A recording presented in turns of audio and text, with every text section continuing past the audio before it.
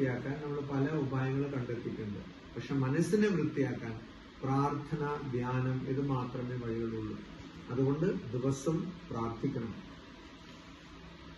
അത് നമ്മൾ വയ്യാതിരിക്കുമ്പോഴും പ്രാർത്ഥിക്കണം.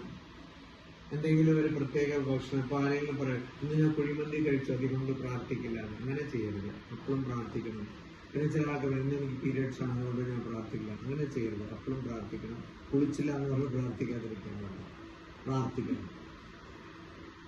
കാരണം ഭഗവാൻ അറിയാം നമ്മുടെ മനസ്സിന്റെ അവസ്ഥ, നമ്മുടെ ശരീരത്തിന്റെ അവസ്ഥ ഒക്കെ ഭഗവാൻ അറിയാം. അതുകൊണ്ട് അത് ഏതവസ്ഥയാണെങ്കിലും ഭഗവാൻ നമ്മളെ പൂർണ്ണമായി സ്വീകരിക്കും. ഭഗവാന്റെ സൃഷ്ടിയാണല്ലോ.